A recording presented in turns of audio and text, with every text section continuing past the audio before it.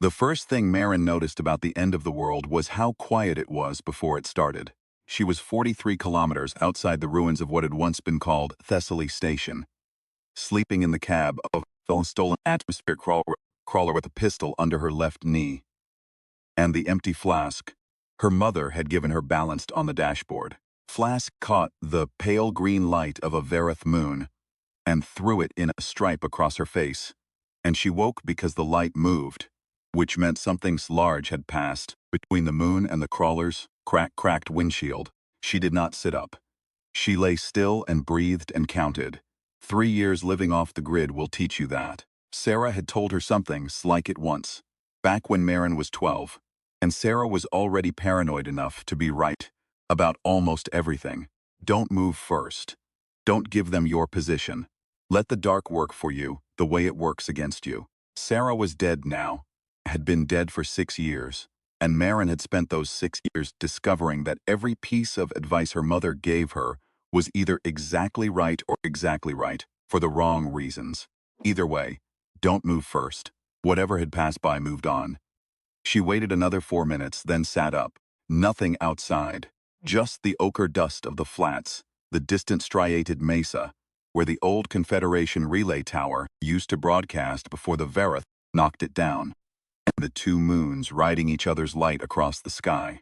The bigger one, the one humans had never gotten around to naming officially, cast a russet glow that turned the dust the color of dried blood. Marin picked up the flask and shook it. Empty. Of course it was empty. She hadn't had anything to put in it since before Thessaly.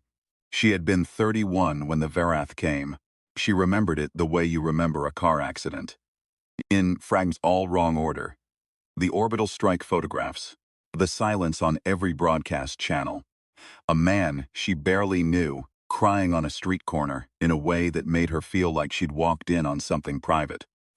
The Confederation's initial optimism that evaporated in about 9 days when it became apparent that the Varath did not want resources, did not want territory in any sense humans could negotiate with, and did not want to talk. They wanted, as far as anyone could determine, to make sure that humanity did not reach a particular future. They were explicit about this in the one communication they allowed, translated by the xenolinguistics team that worked for 16 hours straight and came out looking 10 years older. We have seen what you become. We have determined the solution.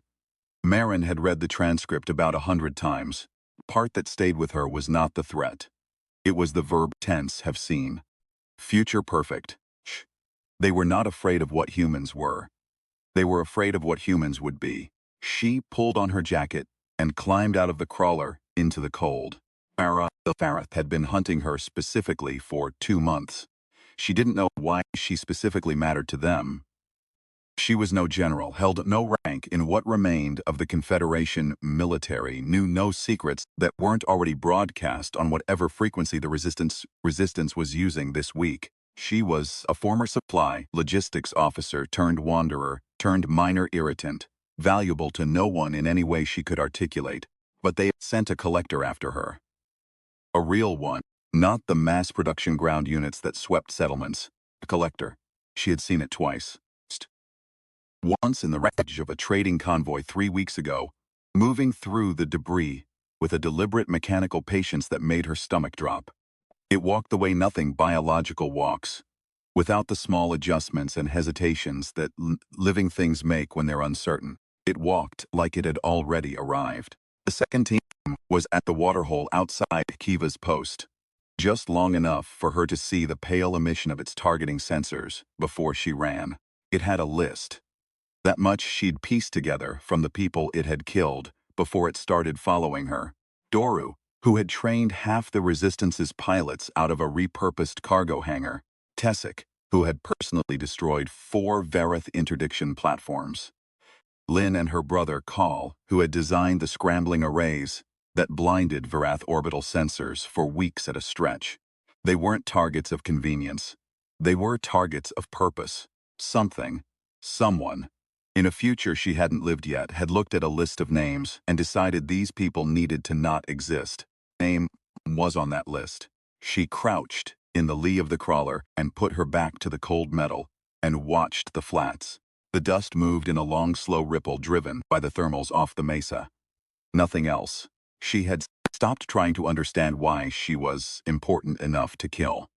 What she understood instead was simpler and more useful. She had to keep moving.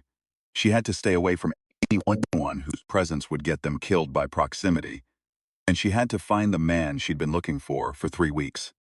Kell, 35 years old, former Confederation signals officer, living in a culvert outside a place called the Scratch. She had a rough coordinate set that was probably outdated by now.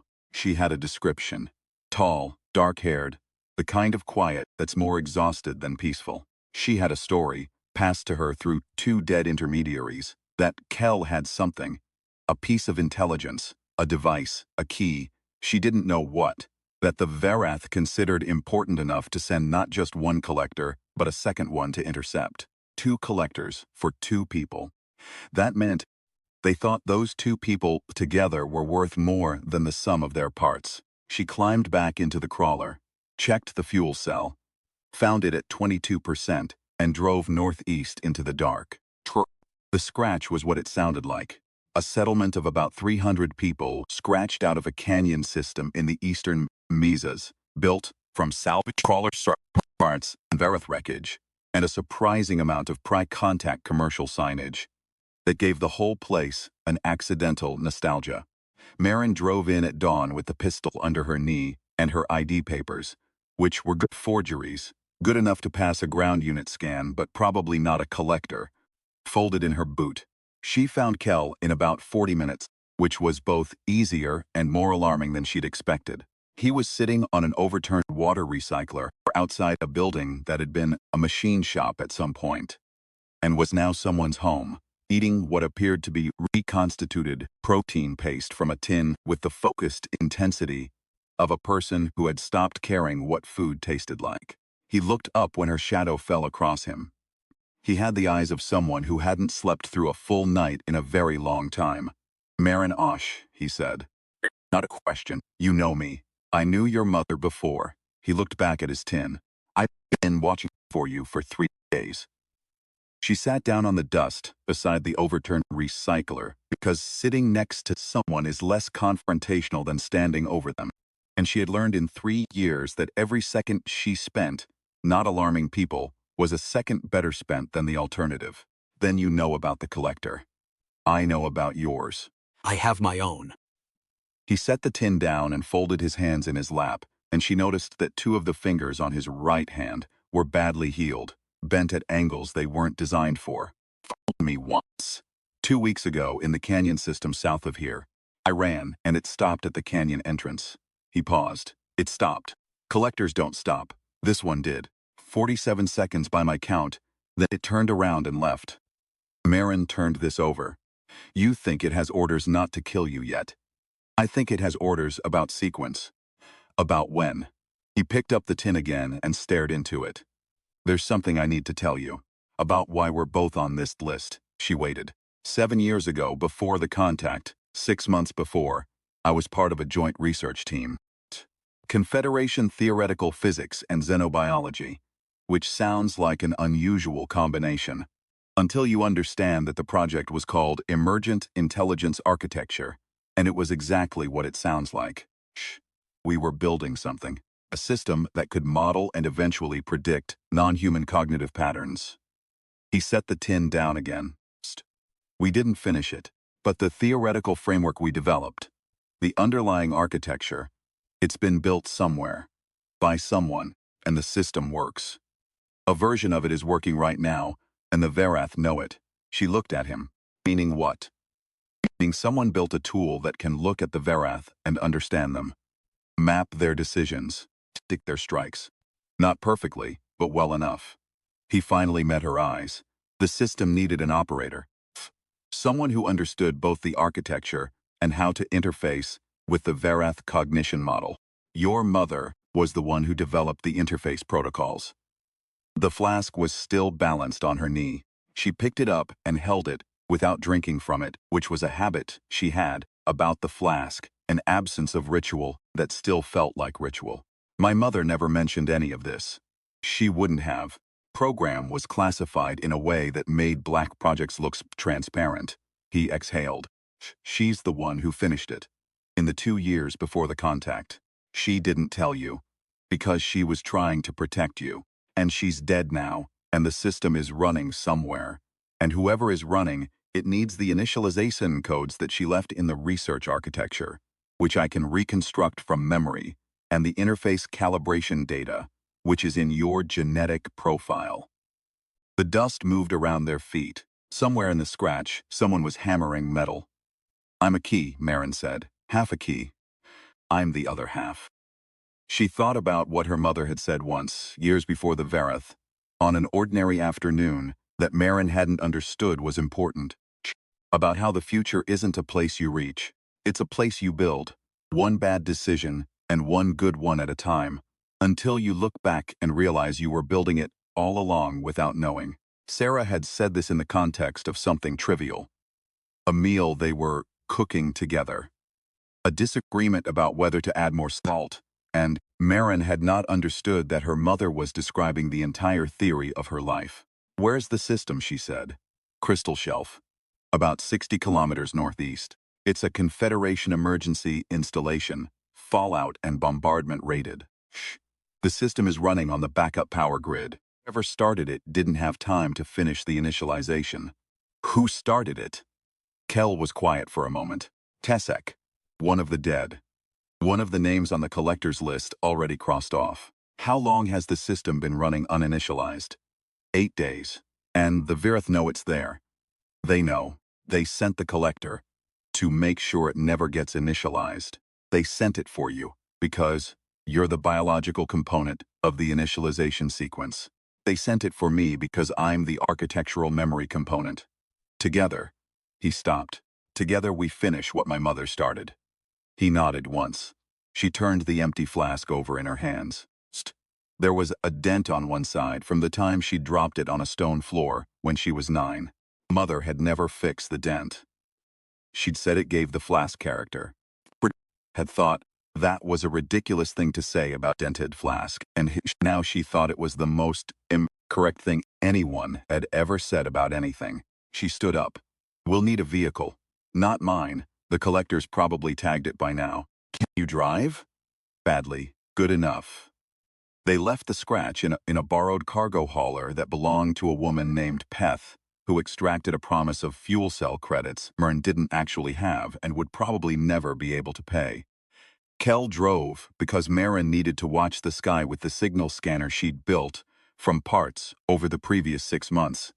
A jury-rigged thing that could detect collector emission signatures at a range of about 4 kilometers, which was far enough to be useful and not nearly far enough to be comfortable.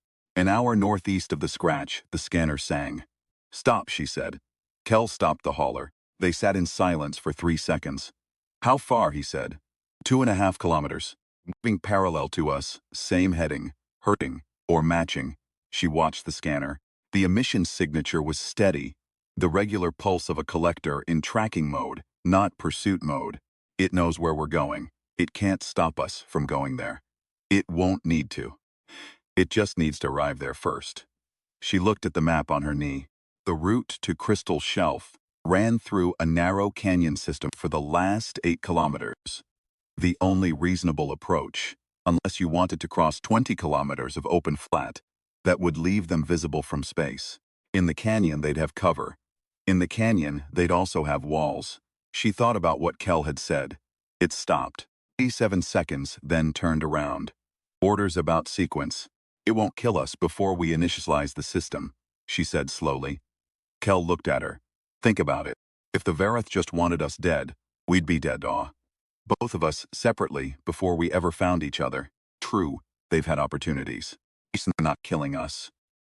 The reason they're tracking, nothing instead of terminating, is that they need to see whether the system can be initialized at all. Whether this challenge works. If it does, then they destroy it. If we can't initialize it, then maybe they just harvest it for what it knows about human cognitive patterns. So they're letting us lead them to it. And letting us do the work of confirming it's real. Kel was quiet for a moment. That's a cold strategy. They're cold things. She folded the map. Drive. Not straight to Crystal Shelf. Where then? There's an old relay maintenance track 3 kilometers east. It runs into the canyon from the north instead of the south. Longer route, worse terrain. If the collector is paralleling us on the standard approach, it'll be waiting at the wrong entrance. It'll be waiting at the wrong entrance, she agreed. He drove. The maintenance track was exactly as bad as she'd expected. Cut out of the canyon wall by machines that had cared about access and nothing else.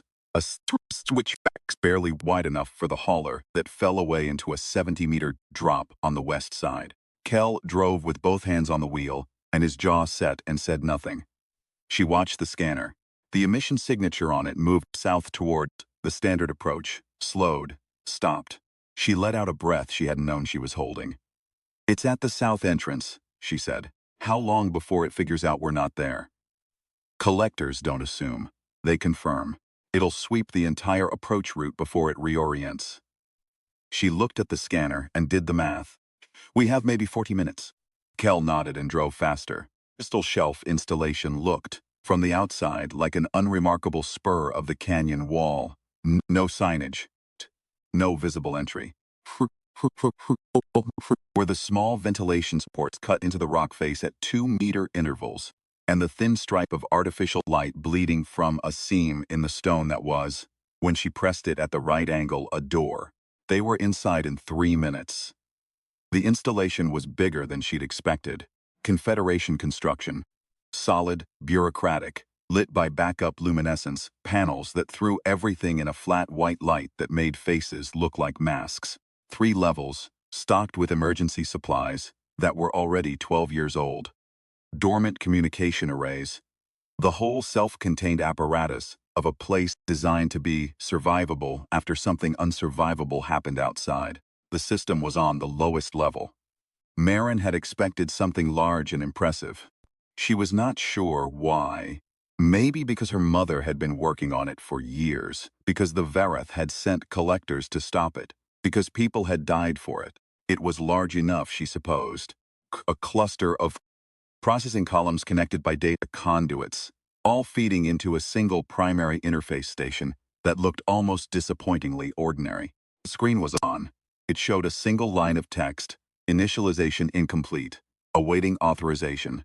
Kel looked at it for a long moment. His face was doing something complicated. She built this, he said. She finished it. You started it. We started it. She finished it. He moved to a secondary station and sat down and began entering something from memory. A long string of architectural parameters, his hands moving with the automatic fluency of someone, recalling something so deeply embedded it bypassed the thinking part of the brain entirely. I need 20 minutes. You have less than that. Then I'll need to work faster. She left him to it and went back up to the first level and found a narrow window slit, the kind they put in bunkers to shoot from, that faced the canyon's south approach. She pressed herself to the wall beside it and looked. The collector was there. It had arrived faster than she'd calculated. It stood at the can floor 300 meters south, completely still, its sensor cluster oriented toward the installation. It was, she thought, not what humans imagine when they imagine alien. They imagine something huge, something that reads as monstrous. The collector was barely 2 meters tall. It had 4 limbs arranged in an approximate bilateral symmetry that almost paralleled human anatomy, which made it worse somehow. The almost familiarity. The way it stood with a slight forward lean, like a person about to say something. It was not about to say anything. It was reading the thermal signature of the building, cataloging, assessing. Then it began walking toward the installation. She went back down the stairs, at a run. How long? She said. 12 more minutes. Kel didn't look up. Then 12 minutes is what we have. She went to the equipment lockers along the back wall. Most of it was what she expected.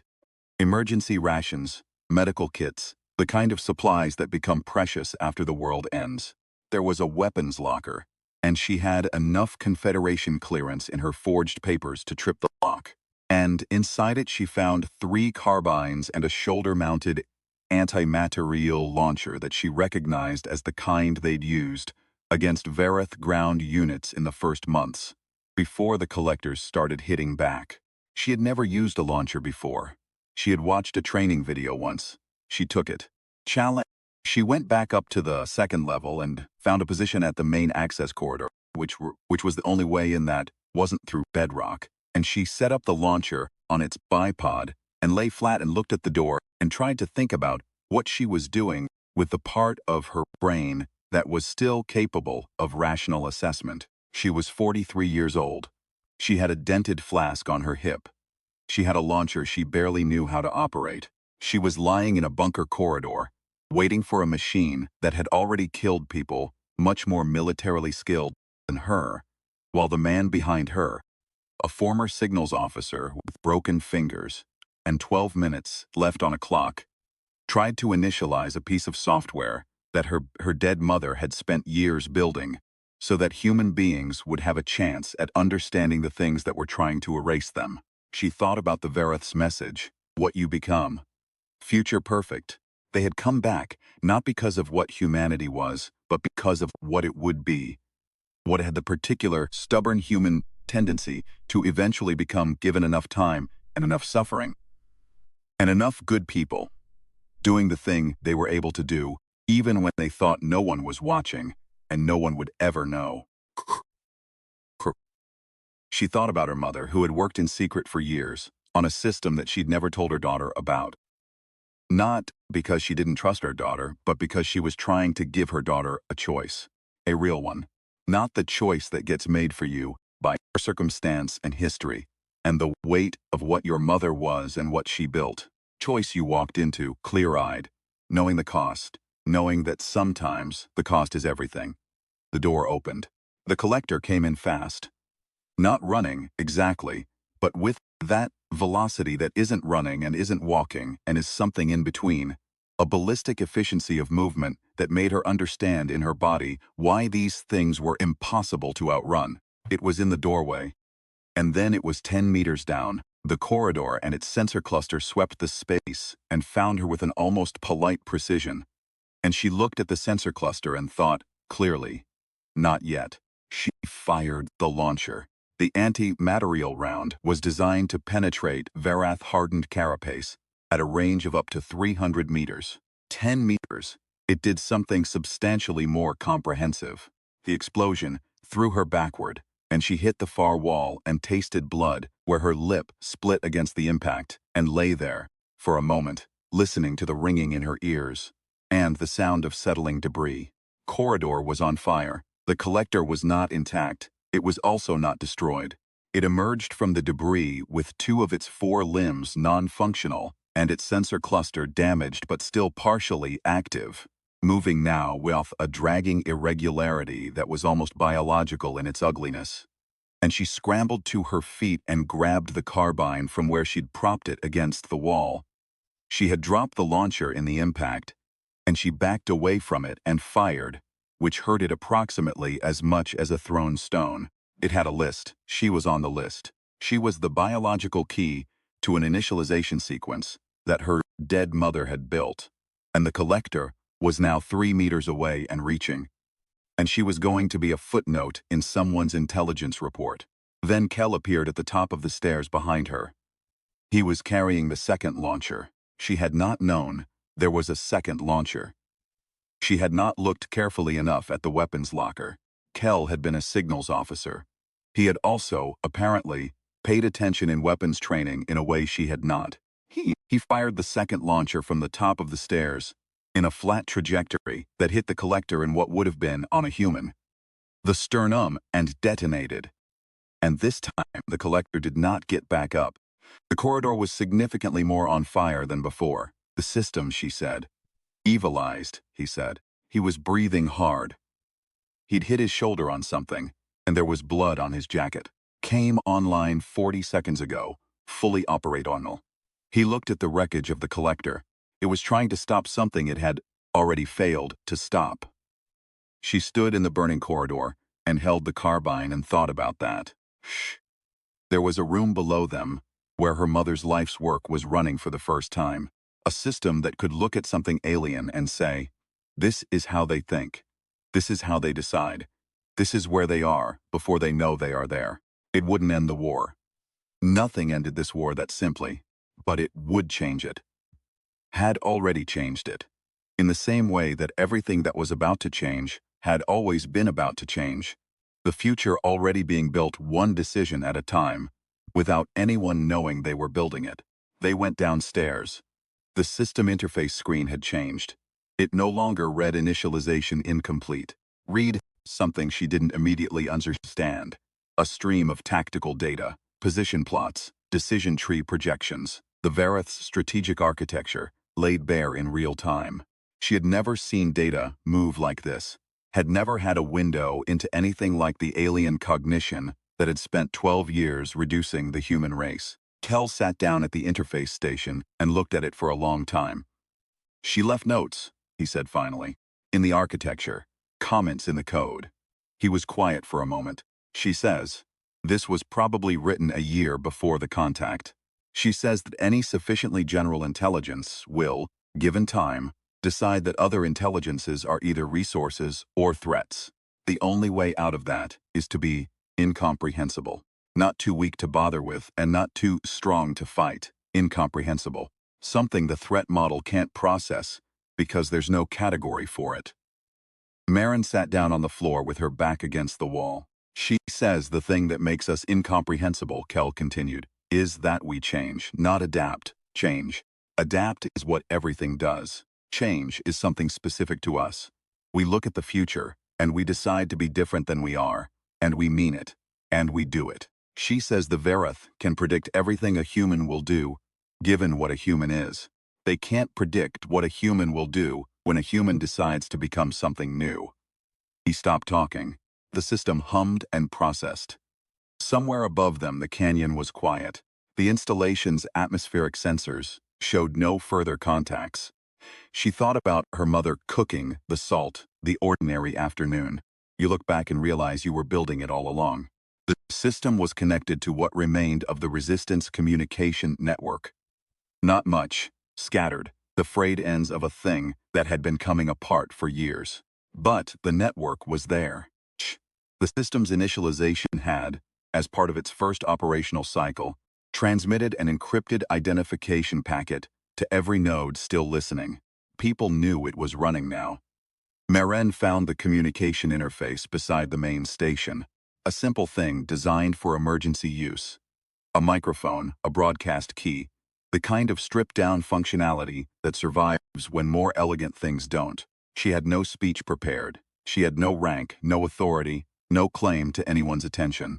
She had a dead mother, and a dented flask, and 12 years of surviving badly in a world that had tried very hard to kill her, and people better than her. Maybe, she pressed the key. For a second she said nothing, just listened to the open channel, to the sound of every remaining receiver that was still pointed at the sky, waiting. It sounded like static. It sounded like nothing. It sounded, if you listened right, like breath. This is Crystal Shelf, she said. The emergent intelligence system is initialized and operational. We can see them now. I mean, we can actually see them. How they move, how they decide, where they'll be. She stopped and collected herself. I don't know who's listening. I don't know what your situation is. I know this doesn't fix it. I know we've been told for 12 years that this is a war we can't win. I'm not telling you we can win it. I'm telling you that we know something today that we didn't know yesterday. That's how it starts. She let go of the key. The static came back. Then, from somewhere at the edge of the network, a response. Short, clipped, a voice she'd never heard. Coordinate and a unit designation and the words. Received and understood. Then another. Then a third. Then more. Arriving in a trickle that became a flow. Each one a piece of the thing the Vareth had been methodically disassembling. Still there, still holding. Kel was watching her from the interface station with an expression she couldn't read. After a moment, he nodded, which was not an expression exactly, but communicated something she understood. Outside, it was almost dawn. The Vareth moons were low, the false dawn painting the canyon walls in long red stripes that looked almost familiar, like a morning she might have seen on a world where things had gone differently. She had a vehicle, with a failing fuel cell, a man she'd known for 6 hours, a flask that had been empty for 2 months, and a piece of her mother that was running on backup power in the room behind her, looking at the future that had tried to stop itself from happening. The future had miscalculated. It had looked at what humanity was and had not seen what humanity would become. It had sent machines back to erase the names on a list and had not understood that the names on a list are only the beginning, that below every name are 10 more names, that below every plan is a woman lying on a corridor floor, holding a carbine she barely knows how to operate, and a man with badly healed fingers who stayed at his station for 12 minutes while something came through the door. She unscrewed the cap of the flask and set it on the edge of the interface console. It was still empty. It had been empty for a long time.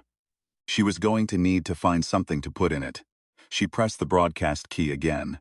"We're going to need pilots," she said, "and engineers, and anyone who knows how to build scrambling arrays, if there's anyone left who does. We're going to need a lot of things." She paused. "I think we're actually going to need them." She let go of the key. Below the static, something was changing. She could feel it before she could name it. The quality of the responses. The rhythm of them. The sound of people who had been surviving, beginning to consider the possibility of something else. Not hope exactly. Hope is too light a word for what fills the gap between surviving and living. It was more like the particular feeling of picking up a tool and finding it fits your hand, of looking at a ruined landscape and beginning to count what's still standing, of deciding in the full knowledge of the cost to become something different than what you are. Her mother had known this was coming, had built for it in the dark, in secret in the ordinary afternoon hours between meals and arguments about salt, had trusted that the people who came after her would find it and use it and be equal to it, not because she had proof of this, but because she was one of them. And she understood the species she was a part of in the way that you can only understand something you have decided to believe in. Marin believed in it now, not because it was easy or safe, or because the odds supported it.